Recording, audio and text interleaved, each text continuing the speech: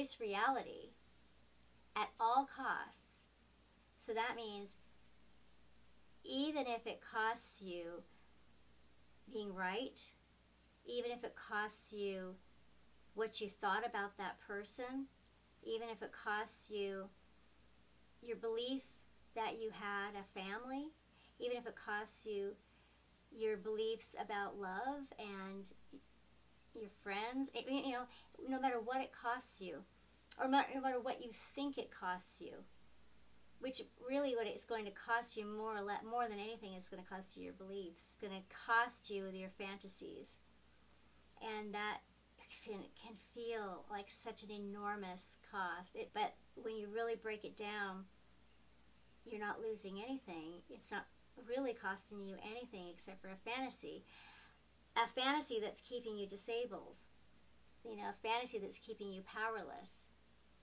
So when I was willing to embrace reality at all costs, I faced a really harsh reality. I faced a really awful situation. I faced that my husband didn't love me. He never did love me. I faced that my parents didn't love me. I faced that I was in my 30s and quite possibly, and really hadn't hardly been loved at all.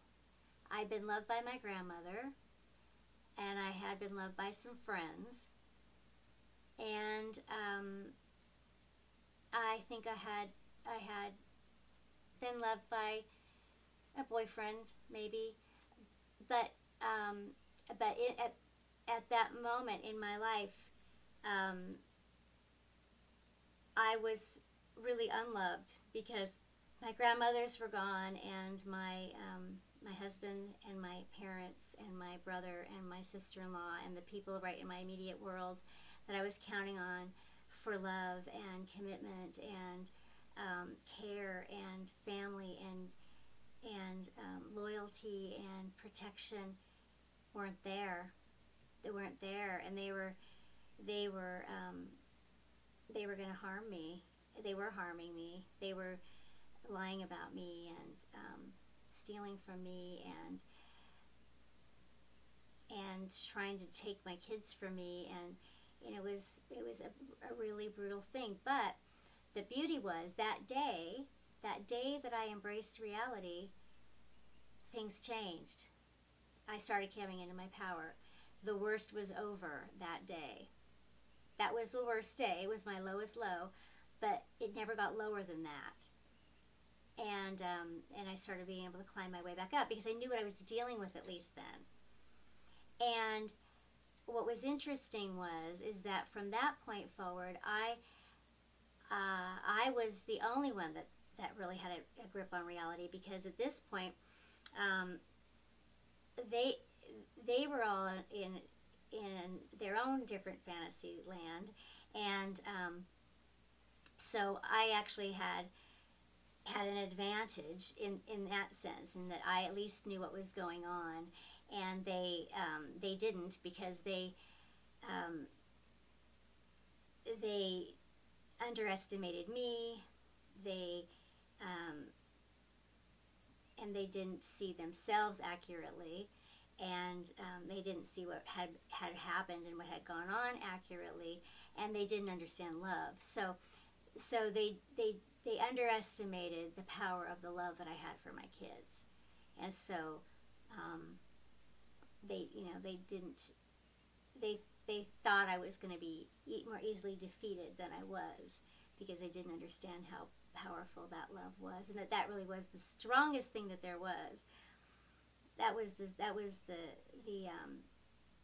the indestructible thing about me that they couldn't get to, was that love, because they didn't know what it was about. It was never going to be a fair fight between us.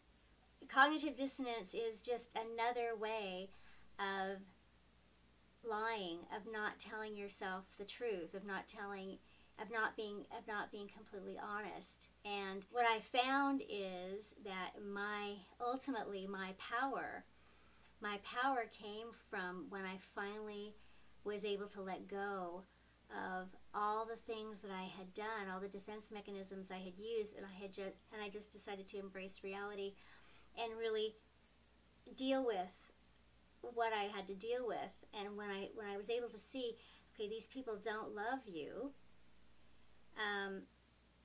what do I have? What do I have on my side? What do I have going for me? What do I, so I didn't have what I thought I was going to have. What I thought I was going to have was a family and a community and support for my kids and myself, people who would put the kids first. I didn't have that.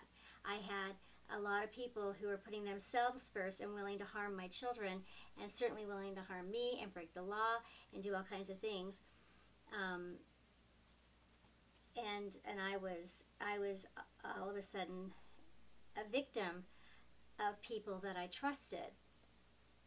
But as soon as I finally was able to accept that, then I realized that what I had was more powerful than anything any of them had. And that was, I had love for my kids. And there was nothing any of them had that was more powerful than that.